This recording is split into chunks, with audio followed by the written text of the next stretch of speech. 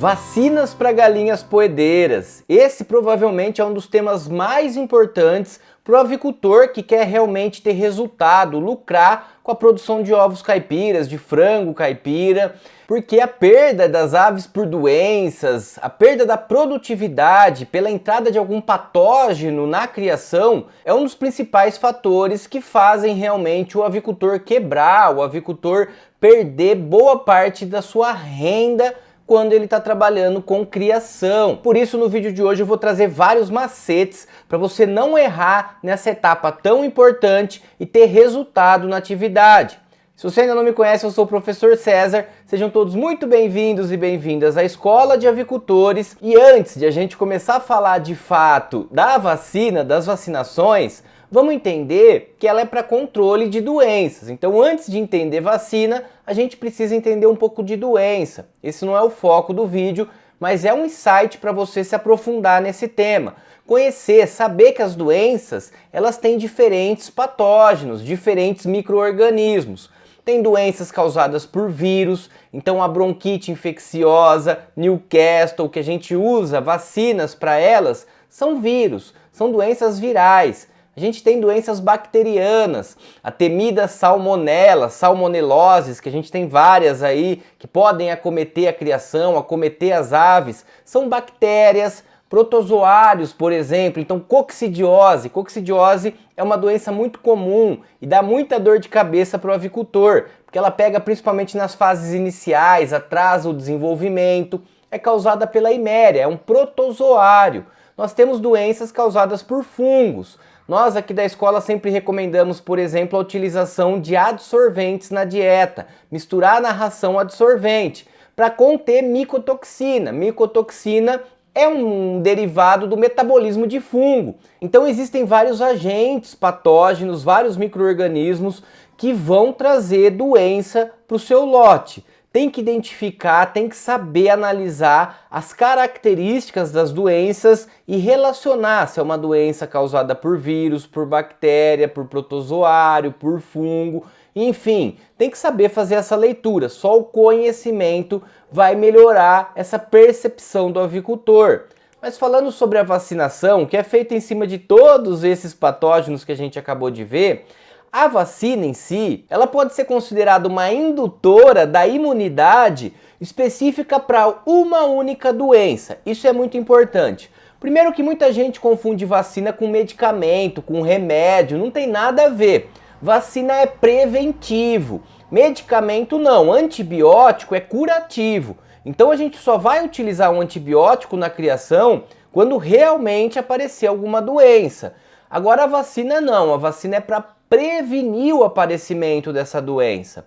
E essa vacina ela vai agir especificamente para cada doença, ela vai criar uma resposta imune dessa ave para cada doença específica. Então sempre vai ter as vacinas específicas para as diferentes doenças, porque ela é muito semelhante, a vacina ela é semelhante ou mesmo o mesmo micro-organismo ali que vai agir, que vai atuar principalmente na resposta imune. Como é que funciona isso?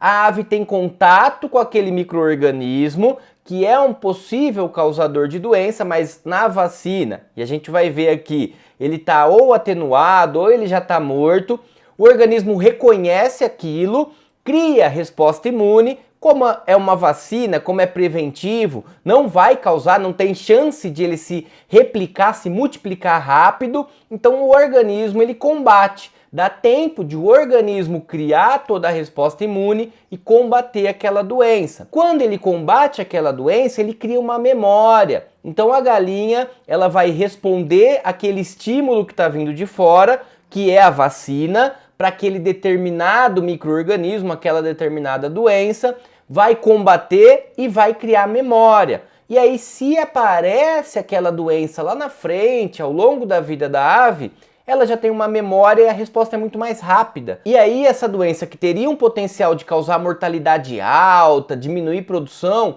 ela passa batido sem causar prejuízos e danos para a atividade. E uma coisa muito importante para você entender é que a vacina ela é classificada em duas grandes partes aqui. São duas grandes classes, classificações.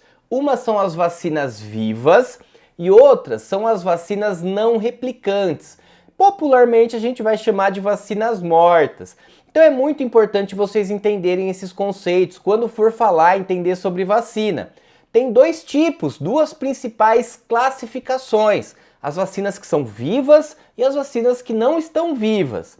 As vacinas vivas, elas podem ser de 3 formatos diferentes. Isso a gente encontra comumente aí no mercado. Pode ser atenuada, é o vírus que está lá, só que ele está mais brando. Pensa na bronquite infecciosa, por exemplo. Você está colocando o vírus da bronquite infecciosa em contato com essas aves. Só que não é o vírus ativo, ele na sua plenitude. É um vírus que passou por um processamento, então ele está chapado, que a gente brinca. Ele está totalmente perdido, ele está muito fraco, ele está atenuado. E aí é aquela história, a galinha reconhece aquilo, cria imunidade, combate, porque como ele não está na sua plenitude, ele não se multiplica, e aí cria uma memória para aquilo. Outra forma é do complexo antígeno-anticorpo. E tem também as vacinas recombinantes ou vetorizadas, que está muito comum recentemente. Eu não vou entrar nos detalhes aqui de cada forma das vacinas, porque daria aula, são meses de curso só sobre vacinas e vacinações.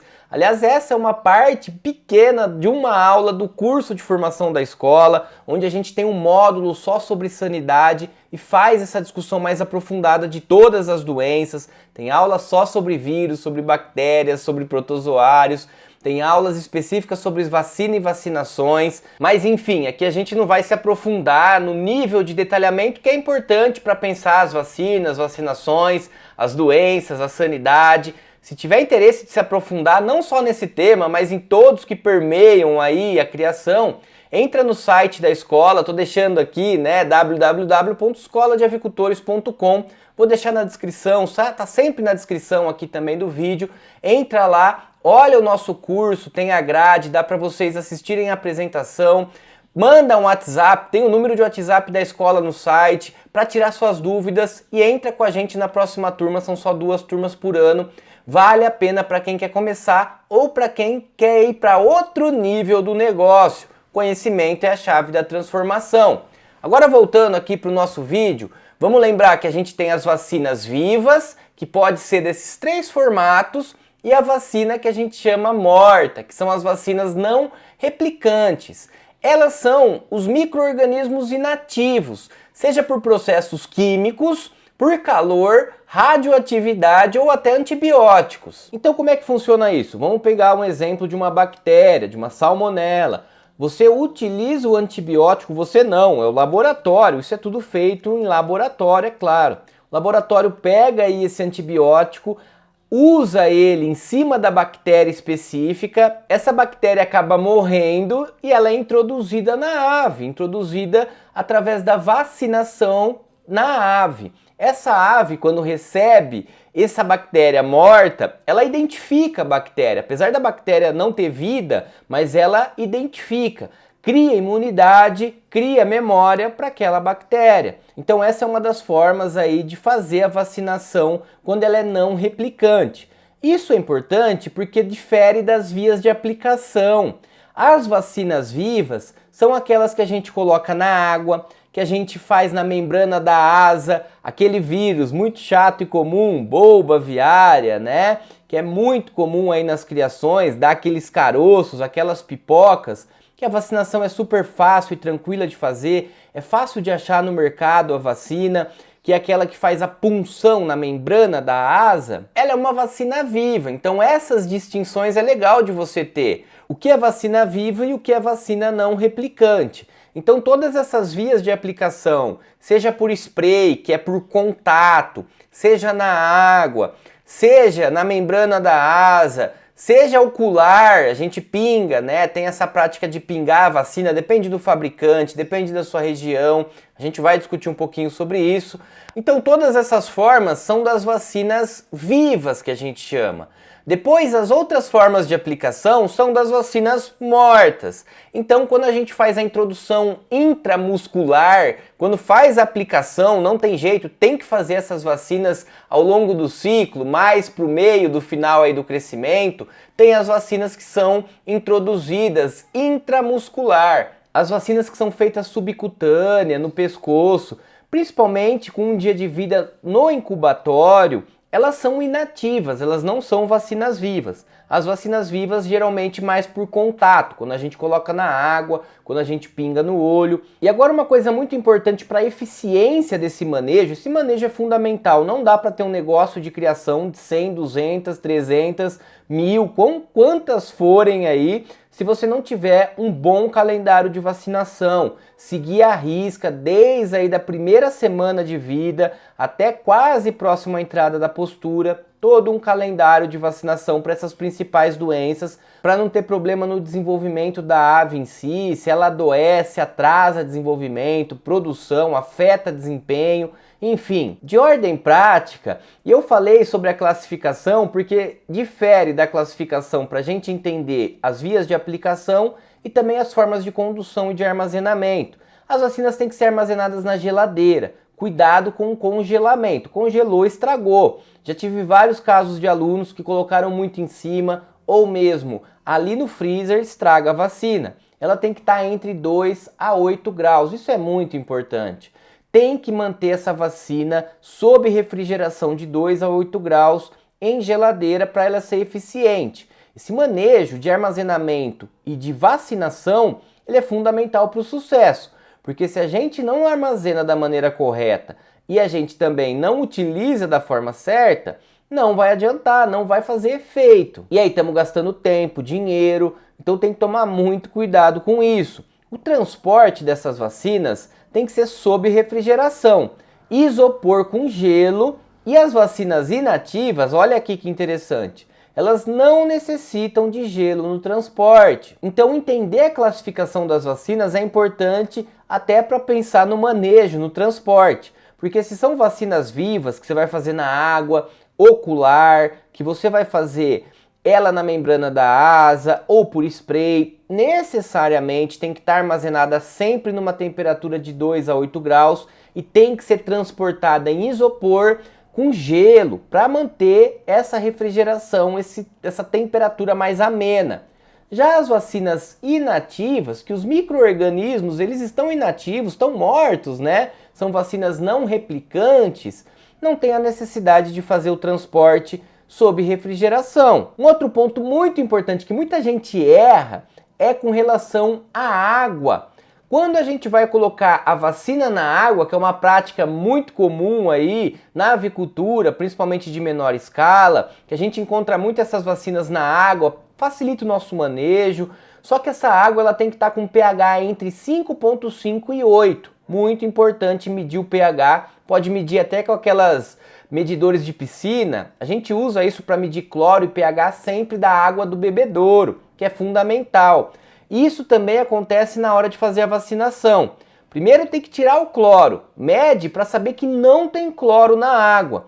Você tem que interromper esse fornecimento de cloro pelo menos 48 horas antes e 12 horas depois de fazer a vacina também. Então, 2 dias antes de fazer a vacinação, você vai interromper o fornecimento de cloro no bebedouro, fornecimento de cloro aí na água da caixa d'água, ou mesmo se você tiver aquele medidor de cloro, enfim, tem que fechar o cloro, não pode ter água clorada 2 dias antes de fazer a vacina na água. O pH da água tem que estar entre 5,5 e 8. E aí no dia da vacinação você retira essa água, deixa elas 2 horas aí em média sem consumir a água, para dar sede, para você colocar a água com vacina e garantir que todas as aves, bem distribuído, pensa sempre na boa distribuição de bebedouros com a vacina.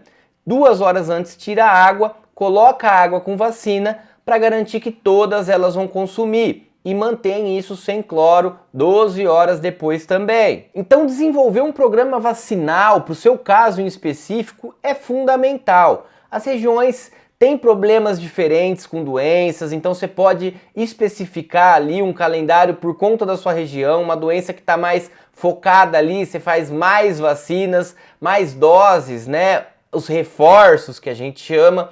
Geralmente a vacina você faz uma dose e um reforço, mas dependendo da exposição do ambiente para aquele micro-organismo, pode ter mais reforços aí ao longo da vida da ave. Geralmente a gente faz isso só na fase de cria e recria. Então entrou na postura, não faz mais vacinação, não tem mais a necessidade de um calendário de vacinação quando a gente faz um bom calendário na cria e na recria. É claro que dependendo de alguns casos é até recomendado algumas vacinações na fase de postura, a cada 3 meses uma Newcastle, por exemplo, mas não é uma prática comum. E a sua escolha de calendário depende de vários fatores. Essa da região que eu acabei de comentar, a disponibilidade dessas vacinas, isso é fundamental. Temos muita dificuldade de conseguir doses menores. Hoje a gente tem vacina para praticamente tudo. Todas as doenças virais, as principais doenças causadas por vírus. Doenças bacterianas, temos vacinas para salmonela. Para coriza infecciosa temos vacinas, só que o problema é que em muitas regiões não tem acesso. Então um dos principais gargalos e limitantes aí para fazer um bom calendário de vacinação geralmente é o acesso mesmo. O acesso a essas vacinas que é muito precário em muitas regiões, principalmente quando a gente tem um volume menor de aves. Mas vale a pena um esforço, rodar a região, falar com representantes das fábricas, representantes das empresas. Porque, por exemplo, se você tem uma casa agropecuária na região que não tem a vacina, mas tem medicamentos da Ceva, por exemplo. A Ceva, ela é uma fabricante de vacina e ela tem outros medicamentos para pet que vende na casa da agropecuária. Então conversa com um representante que leva esses medicamentos da mesma empresa.